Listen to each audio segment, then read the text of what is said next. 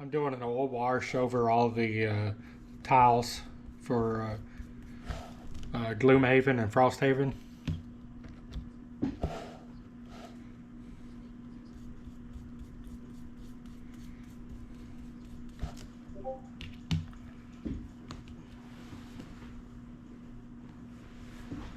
I'm using these two for my oil paints. They're upside down. Raw umber and yellow ochre.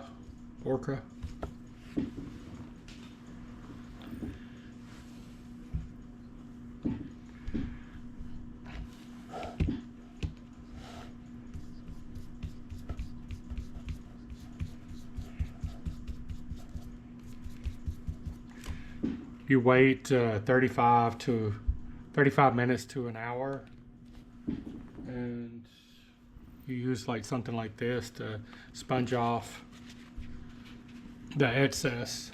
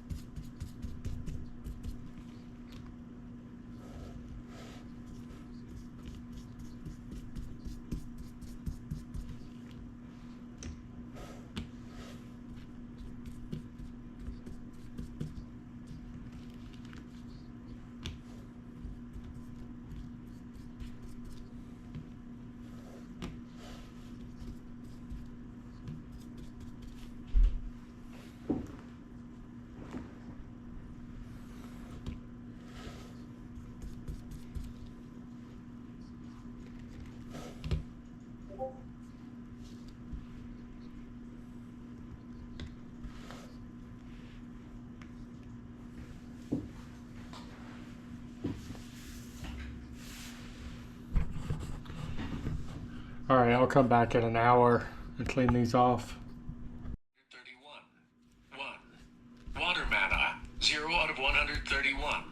1. So now I'm Nature taking mana, off the... 0 out of 130. 1. So now I'm taking off the whole wash I made. So I'm taking it off. I already took it off this one just for a test. I left some just because I like the way it looked.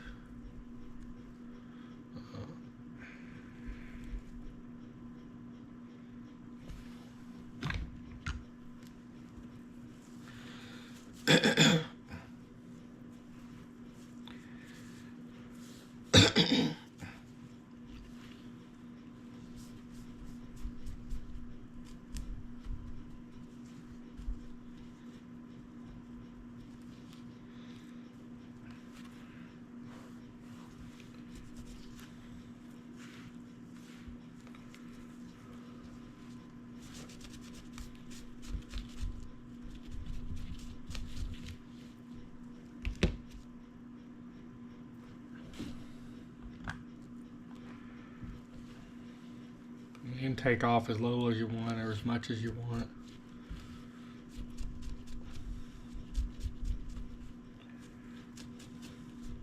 These are dungeon tiles, so I imagine the dungeon would be nasty and grimy and dirty.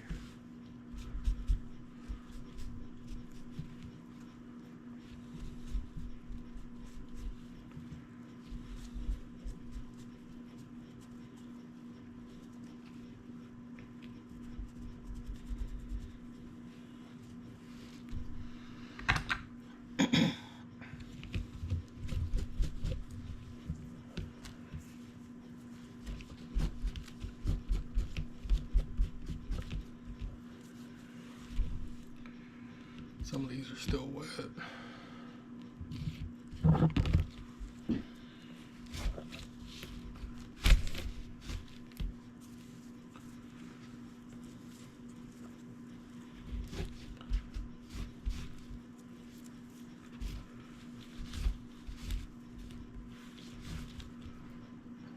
Well, it's really good.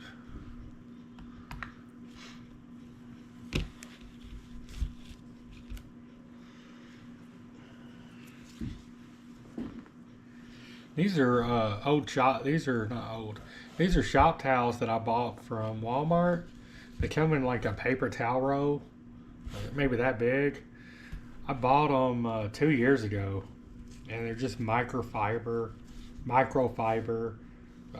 shop towels. I use them on cleaning my resin vats and cleaning what is it? The plates. Stuff like that. I just throw them away when I'm done. This was some I brought up here.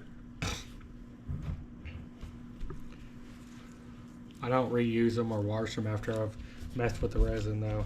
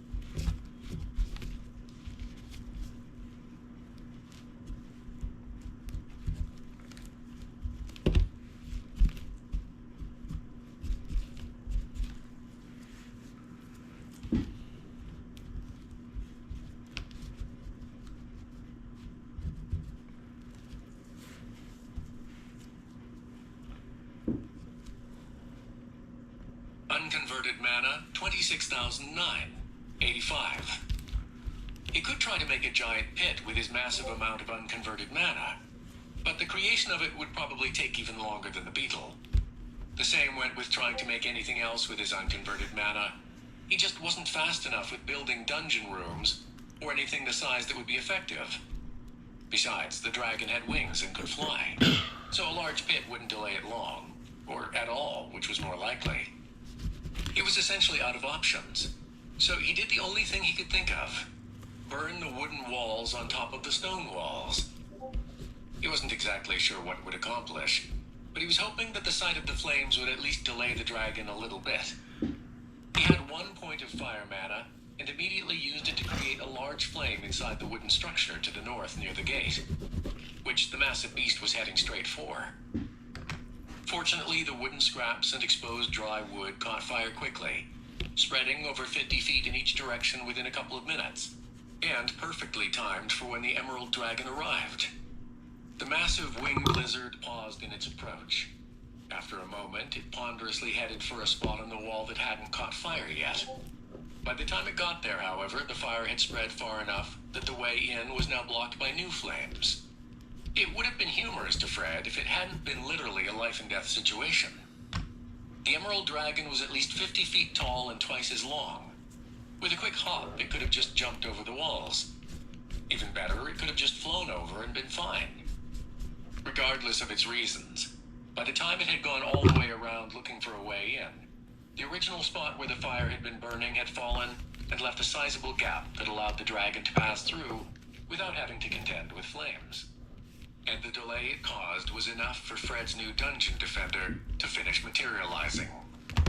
Scorching Water Beetle, level 1800. That looks really good. Vitality 62,000. Attack 2,700. 50 fire damage, 40 water damage. Defense 1,400. 1,800 on shell and mandibles. Not only had the beetle grown to monumental proportions, reaching at least 100 feet long from rear to the end of the mandibles, but it had also changed its actual properties. The scorching water beetle now had some fire and water damage applied to its main attack, though it was small in proportion to the amount he had infused into the blueprint. The fact that he could combine different elements into his blueprint made him think about some interesting possibilities. But he had to live long enough to experiment with them, however. The Emerald Dragon easily stepped over the burnt-topped stone walls, avoiding even a single ember from the still-burning walls to either side. Fred turned his new gigantic beetle around so that it was facing towards the incoming dragon. Its massive legs moved slowly but powerfully, demolishing 3 buildings, including the town's DAS headquarters, in the process like they were scraps of paper. When it was lined up with the Emerald Dragon, he instructed it to attack. Unlike the other dungeon defenders that had attacked the people of Gatecross and invaded his dungeon, the Emerald Dragon was under no stipulation that it not attack other defenders. Fred figured this was because it had been sent out on its own, and hadn't been expected to have to need that stipulation. Regardless of the reason, the dragon fought back. His beetle moved its body so that its mandibles sliced right up against the neck of the dragon, slicing apart the emerald scale hide and sending flakes of rock-hard outer armor flying everywhere. A torrent of green-tinged red blood ran down the outside of the relatively shallow cut, proving that the powerful winged lizard wasn't invulnerable. Unfortunately, that was the only free shot his defender was going to get. The massive lizard screamed out in pain, before quickly snapping its long neck forward. Fangs pierced deeply into the shell of his beetle, allowing the dragon to grab on and lift the gigantic insect into the air. Fred wasn't sure what its plan was. Throw it, slam it into the ground, or shake it back and forth. All viable options. However, despite being the same size, the colossal beetle was much heavier than the dragon had realized. About 20 feet off the ground, Fred's defender dropped to the ground, having snapped one of the dragon's fangs off the roof of its mouth. Its weight was so great that it nearly tore the bottom jaw off as well. But it was saved when the now one-fanged winged lizard spit the beetle out in reaction to the impromptu dental work it had just experienced. Fred could vaguely feel the ground shake around his physical body, though the experience was quite muted compared to either the humans in his dungeon or the monsters fighting above ground. His defender stood back up after the fall, relatively unhurt from the sudden drop, though black ichor dripped out of the wound in its side. A few more buildings were squashed flat, but it was no big loss. Scorching water beetle, level 1800, vitality 58,200. The dragon had backed up against the northeastern wall, trying to recover from the injury to its mouth, so the beetle moved in to attack again, and destroyed 2 other buildings in the process, leaving just 2 still standing near the southern gate. Once it started actually moving, its defender began to scuttle quickly towards the winged lizard. Noticing the incoming peril, the dragon instinctively swung its body around and flicked its emerald scale-covered tail toward his beetle, and hit it square in the forward mandibles. His giant insect defender went spinning like a discus across the town, hitting and demolishing the western wall as it came to a stop. Fortunately, it hadn't been flipped over. Beetles, like his defender, were notorious for not being able to right themselves quickly, or sometimes at all. Unfortunately, there was a large crack in his defender's right mandible, and the impact with the wall severely injured its left middle leg. When it stood back up, it was still able to move, but had to correct its scuttling direction as it threw itself back into the fight. Scorching water beetle, level 1800, vitality 46,050. The emerald dragon actually ended up worse from its instinctual attack. Its tail had been almost completely severed halfway up from the tip. A few flaps of skin and emerald scale hide, the only thing keeping it on as the same green-tinged blood poured out from the massive wound. More trumpeting screams erupted from its throat as it looked at its injured appendage in confusion and pain. Apparently fed up with all the injuries it had incurred while on the ground, the dragon started to flap its wings frantically, rising off the ground before his beetle could arrive. Now unable to attack its airborne opponent, the beetle stopped its advance. The emerald dragon took advantage of his defender's immobility and dove straight for it, intending to use its extremely sharp-looking claws to slash his beetle up with impunity. Luckily for Fred, the lack of a full tail anymore ridiculously hampered the winged lizard's ability to maintain its balance during flight. Instead of a deadly, graceful swoop and slice like it was probably intending, the dragon instead crashed into the top of Fred's beetle, claw first, and sent his defender slamming down from the impact. The lizard bounced off, broke a few claws on either hand, and snapped a wing in the process. It tumbled across the town to crash into the southern wall, where the fire was still going strong on the wooden portion of the wall. The disturbance caused some of it to fall right on top of the injured dragon, including its still bleeding tail. The fire caused even more damage that the massive winged lizard didn't hesitate to tell everyone about. As a result of the burning wooden wall, however, the heavily bleeding wound was partially cauterized. Scorching water beetle, level 1800, vitality 24,430. There were large slices along the back of Fred's beetle caused by the claws of the emerald dragon, which were leaking even more black ichor all over. Worse than that, though, was the fact that the powerful impact managed to snap another leg, leaving his defender with only 1 good leg on its left side and 3 good ones on its right. It could stand up, barely, but when it tried, it just fell right over again. This isn't good. He can't attack anymore. When he looked at the vitality of the emerald dragon, he saw that it had sustained enough injuries to bring it down to 1/3 of its health, and most of the damage was caused by itself. Regardless of its remaining vitality, however, it was still mobile, unlike Fred's own dungeon defender. The now flightless lizard had no tail to attack with, couldn't bite due to a missing fang, and couldn't slash with its now mangled claws. The only other attack it had in its repertoire was something that Fred was hoping he could avoid having used on his dungeon defender, but there was nothing he could do about it. Or was there? The emerald dragon lumbered toward his struggling, scorching water beetle and got to within 20 feet of its mandibles. His defender made a mighty effort to throw itself forward, only to end up a few feet short of striking its target with its only viable weapon. The lizard, however, was another case entirely. After a lengthy inhalation, the dragon blew out a fog of putrid green-colored gas that fully encased his beetle in a miasma of poison. The cloud of toxic death was so thick that it flowed into his dungeon, drifted into his whirlpool room, where the frantic movement of the water forced the air to circulate and stay put. Fred watched his defender's vitality steadily drop as the poison breath attack from the dragon ate away at its outer shell. After a few seconds, the deadly poison started to eat away at its legs, forcing it to the ground in one final slam that shook the ground with finality. There was nothing he could do to move it away from the cloud of toxic breath, so it was with a heavy heart that he watched it succumb to the severe damage inflicted upon it. It took less than a minute for the rest of its vitality to drain away. The entire time it was being eaten away by the poison cloud, the dragon inched closer and closer, getting a good look at the enemy that had damaged it so much. It was obviously immune to the toxic miasma it emitted, so it was no big deal for it to stick its head in the cloud and watch the final moments of the beetle's life ebb away. Fred couldn't help but remember his old bodyguard Frozzles and the poison he used to secrete along his back, and how flammable it was.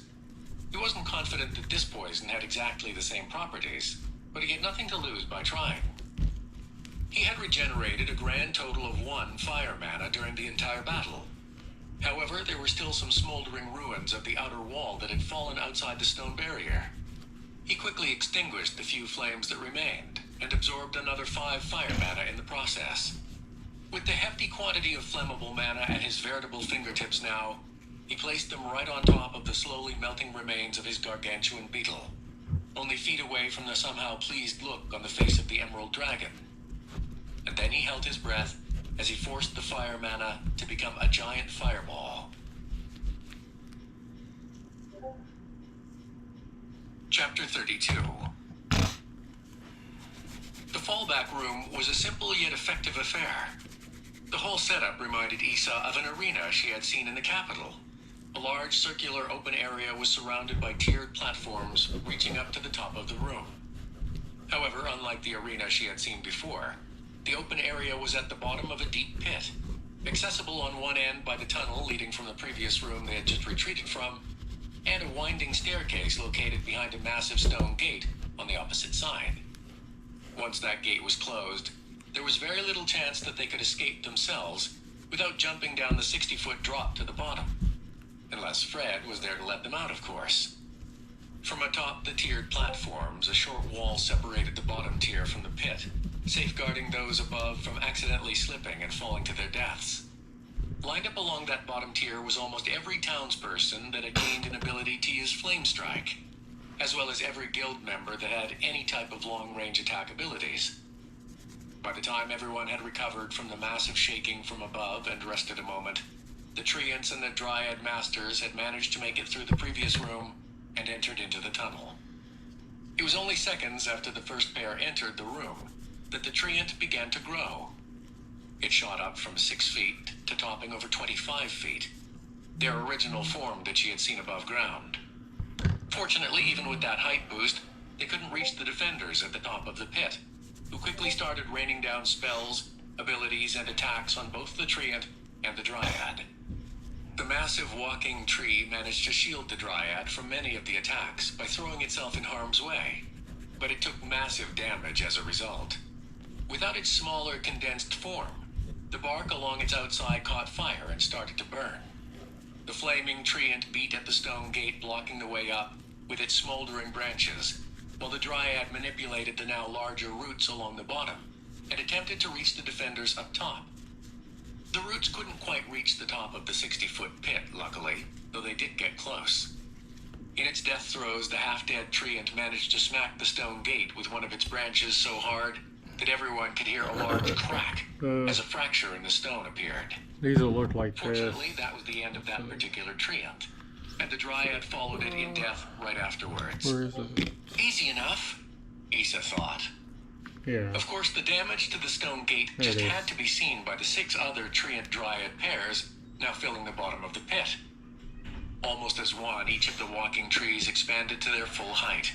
With their larger and longer roots, the Dryads used them to start pushing and pulling against the gate, hoping to dislodge or crack the barrier even further. Concentrate fire on those roots! We can't allow them to get access to the stairway! Issa shouted. She was worried about the integrity of the only thing keeping the monsters at bay. If it was destroyed, it would be easy enough for the Treants to condense back down Something to a like smaller that. size and make their way up to the defenders up top. The stairway opening could be defended by the recovering tanks for a while, but it would be hard to attack back from that position. Out of the corner of her eye, Issa saw Harriet next to her create a large wall of fire that covered the front of the stone gate, reaching nearly 12 feet high and preventing most of the routes from easily accessing the barrier. Even from her position nearly 80 feet away, she could feel the intense heat emanating from it. "I can't maintain that for more than a minute," Harriet told her in a strained voice, as she slumped against the half wall in exhaustion. "Hopefully that will be enough," Issa responded, flinging out a shadow strike. I don't have at the a clips made. "Target the dryads while You can Harriet's just firewall you is can still buy the active." clips at the store. The smaller tree women were milling At around, any gaming shop. trying to figure out how to get around the wall of fire, and were perfect targets. Now that more time had passed, even more pairings had entered the large open area, until there were over a dozen all ready and waiting to destroy the stone gate. "If we can't lessen their numbers, they'll have the barrier down in seconds when the firewall goes down." Issa was nearly out of power. Even with what she had regenerated over the last few minutes, she only had one more shadow strike she could cast. Her last spell joined dozens of others as they slammed into the dryads, utterly destroying 5 of them in a matter of seconds. Many of the others still had a little I'm bit of gonna power make to play more of with, these. and they ruthlessly slaughtered another 4 before the wall of fire sputtered and died away. The Treants who had lost their dryads I went need to wipe berserk all these again. down too. However, without But direction and that's how it apparent looks. defeat, I'm happy with it. they ran to the nearest walls and started to bash on them with wild abandon. Quite a few people were knocked off their feet at the crazy barrage, as it felt like the entire set of platforms was being shaken apart. Fortunately, none of the attacks did any actual damage. They were protected by some sort of force that she thought only Fred could explain. The same couldn't be said for the stone gate. By some lucky happenstance, none of the berserk Treants had targeted the barrier in their range. Unfortunately, the shaking of the nearby platforms was enough to damage it even more, and Issa saw the crack that had begun start to widen and lengthen considerably. When the remaining dryads used their partner's roots to start grasping and pulling at it again, it didn't last more than a couple of seconds before a final resounding snap echoed through the room. "To the stairway!" Metz called out, pointing to a few of his fellow tanks as they ran and converged at the top of the platform's accessway. DC, Fred's direwolf companion, was there as well in her giant form, the first time she had a chance to participate in the battle. She wasn't really conducive to their plan of attack before this, because of the way things were set up to take advantage of the guild's strengths. However, it was obvious now that she would do everything that she could to fight off whatever came up those stairs. Issa knew that once the monsters started to enter the stairway, it would be much harder to see and hit them. Once they made it to the top of the platforms, it would be easier to hit them, but the opposite was also true. The defenders would be vulnerable to attacks as well. "Stop them from entering!" she shouted, hoping to rally the quickly depleting power pools of the defenders to hold them off longer. A fresh barrage of spells and attacks managed to take out the closest pairing to the doorway, but it wasn't long until the defenders' castings were slowed to the point where it was random and sporadic. It wasn't their fault, though. They didn't have the power reserves to maintain a long fight.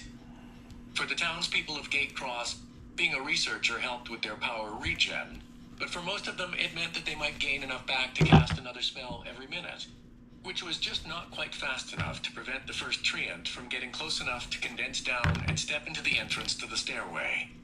Before it could move more than a foot up the stairway, the room suddenly shook so violently that everyone, including the Treants The and oil that's dryads, left on fell to here the ground in a swirling takes jumble. about 24 hours Issa collapsed to a across few the days to half wall and dry. nearly toppled down into the pit. So you have to But wait a she few was able days to before you somehow touch it, hold on. or your hands end up like this. Unfortunately, a half-dozen town people couldn't stop themselves and plummeted down.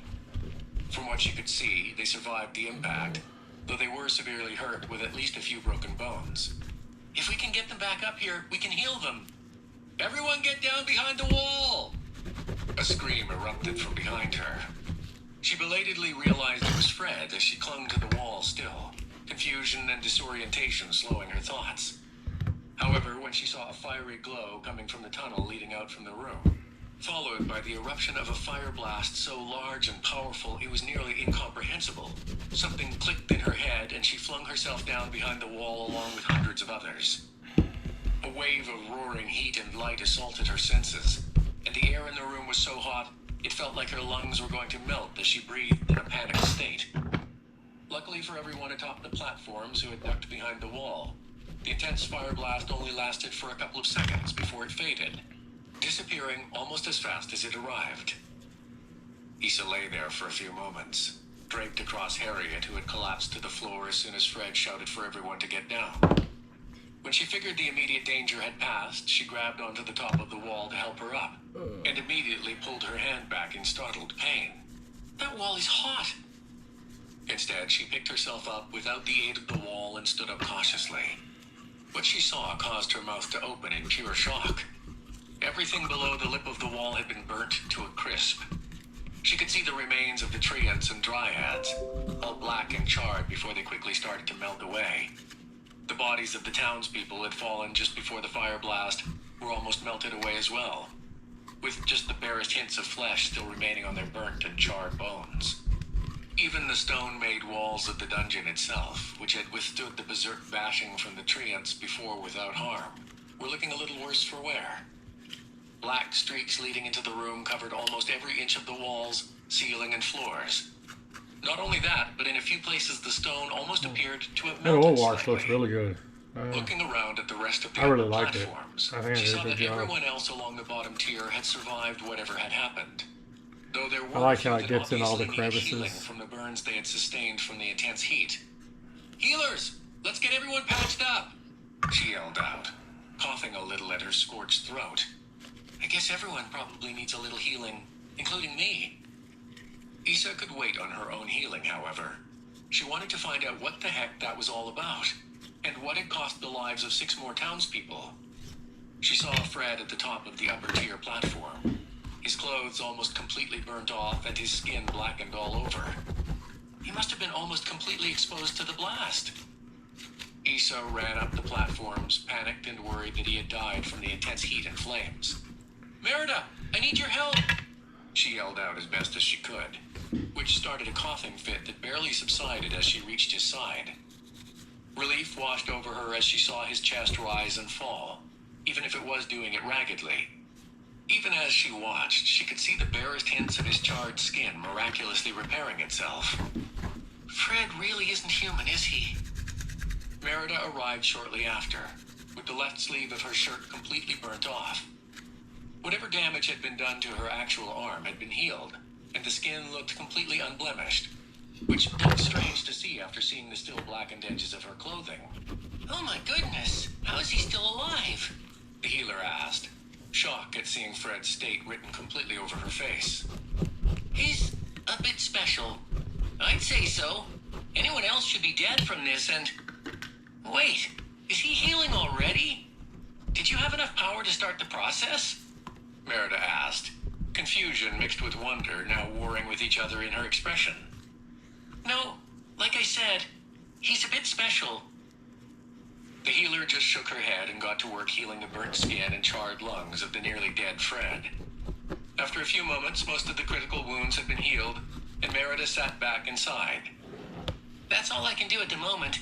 He should be fine for now, and I have to go see if anyone else needs my healing before I'm completely out of power.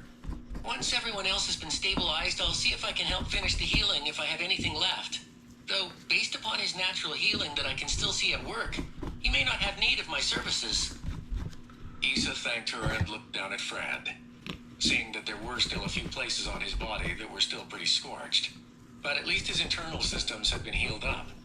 It was only when she looked over his body, checking on the progress of his regenerative properties, that she fully registered that he was essentially naked, and that he was fully exposed to everyone.